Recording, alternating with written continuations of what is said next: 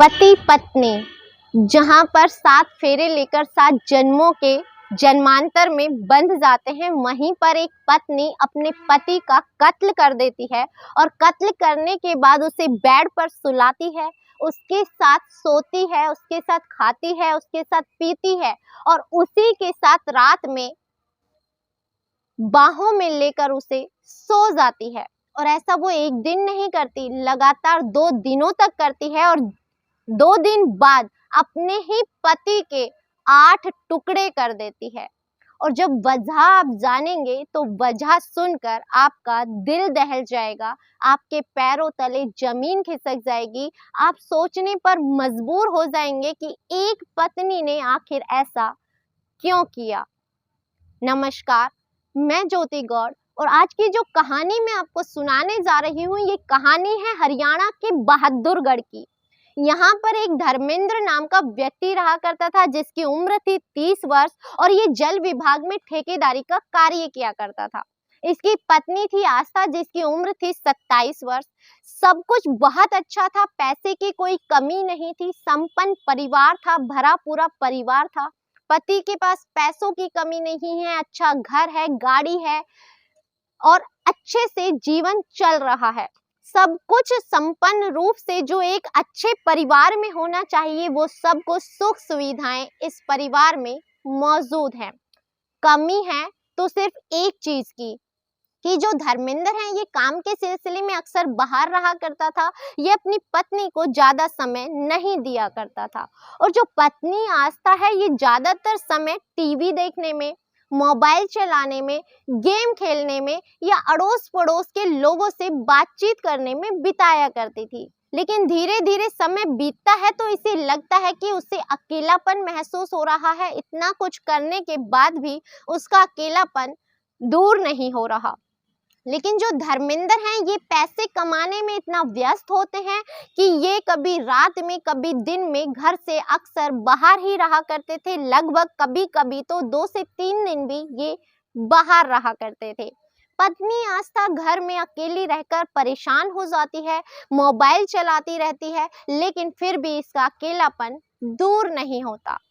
तभी अचानक से पड़ोस में ही रहने वाले एक आशु नाम के व्यक्ति से इसकी दोस्ती हो जाती है, जिसकी उम्र लगभग 23 वर्ष होती है। ये जो आशु नाम का व्यक्ति होता है, ये एक तरह से गुंडा मवाली टाइप का होता है, जिसके पास कोई कार्य नहीं है। ये आवारागर्दी करता रहता था, इधर उधर घूमता फिरता रहता था, उसके पास भी पूरा समय होता है।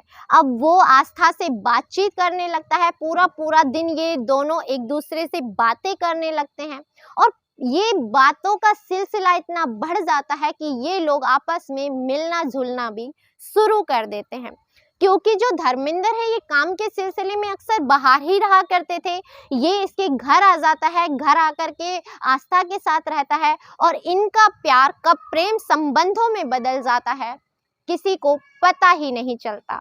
अब इनका रिश्ता इतना मजबूत हो चुका था कि ये आपस में संबंध भी बनाने लगते हैं। जब दिल करता था, ये आशु इसके घर आ जाता था और आस्था के साथ पूरी पूरी रात, पूरा पूरा दिन उसी के साथ बिताया करता था। समय तेजी से बीत रहा है, लेकिन धर्मेंद्र को कानों कान खबर तक नहीं होती। सब कुछ सामान्य चल रहा होता है।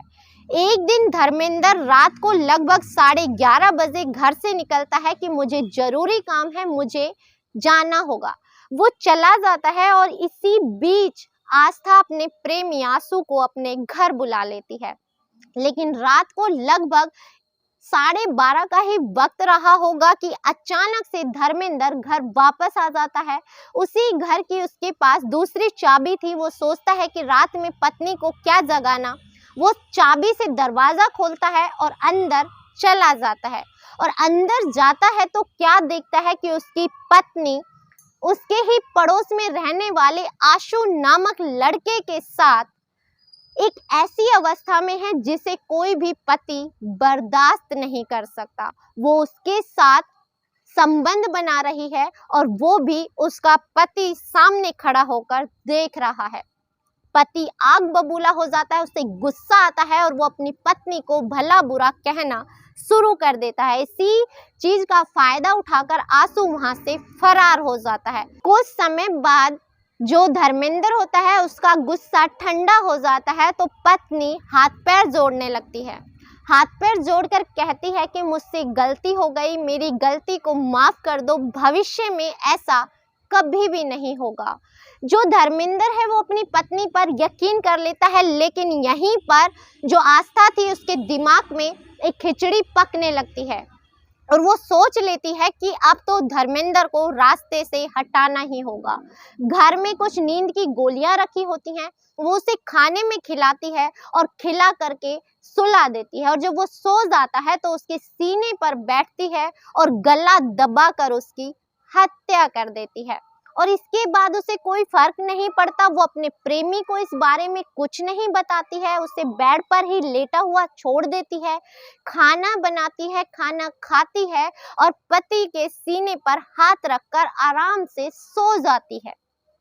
ऐसे ही दूसरा दिन निकलता है, नहाती है, धोती है, घर के सारे काम काज करती है, खाना बनाती है और घर से बाहर नहीं जाती और फिर वही सब करती है। खाना खाकर अपने ही पति के साथ फिर से सो जाती है। ऐसे करते 2 दिन बीत गए थे, यानी पहला दिन और ये दूसरा दिन था। अब शाम होने को आई थी, अब इसे डर लगने लगता है कि अब बॉडी से बदबू आने लगेगी, लाश से बदबू इतनी ज्यादा हो जाएगी कि लोगों को पता चल जाएगा, इसलिए मुझे लाश को तो ठिकाने लगाना ही होगा। तभी वो आशु को फोन करती है, आशु को फोन करके कहती है कि लाश को ठिकाने लगाने के लिए कुछ चीजों की जरूरत है, तुम लेकर मेरे घर आ जाओ। आशु धारदार कुछ वस्तुएं और एक टोकरा टाइप चीजें लेकर के वहां पर आ जाता है। जो धारदार आरी होती है उसे गर्म किया जाता है, उसकी गर्दन को काटा जाता है, ऐसे ही करके उसके शरीर की 8 टुकड़े कर दिए जाते हैं। जो सिर होता है वहीं पर जमीन में गड्ढा खोदकर दबा दिया जाता है। अब बाकी टुकड़ों का क्या किया जाए, इसके लिए सोचा जाता है कि इसके छोटे छोटे टुकड़े करके रात होने का इंतजार करेंगे और बाहर ले जाकर कहीं फेंक देंगे।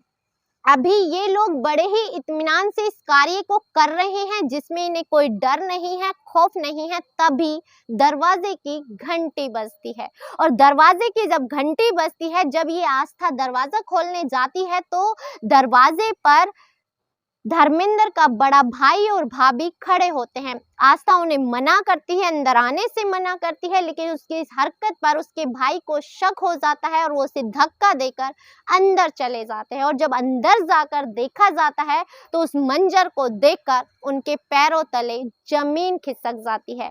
तुरंत पुलिस में सूचना दी जाती है, पुलिस मौके पर पहुंचती है और सारे सबूतों के आधार पर आशु और आस्था को गिरफ्तार कर लिया जाता है। इस सारे मामले में आपकी क्या राय है? आप इस मामले में क्या कहना चाहेंगे? क्या पत्नियों पर ही विश्वास करना मुश्किल हो चुका है? क्या धर्मेंद्र को भी अपनी पत्नी को समय देना चाहिए था? और क्या प्रेम इतना बढ़कर हो गया है कि जिसमें पत्नी अपने पति की हत्या करते हुए एक बार भी डरती नहीं है? कमेंट में अपनी राय देना ना भूलें। इसी के साथ इजाजत दीजिए, मिलते हैं अगली किसी सच्ची कहानी के साथ। तब तक अपना ख्याल रखें, स्वस्थ रहें, सुरक्षित रहें। जय हिंद, जय भारत।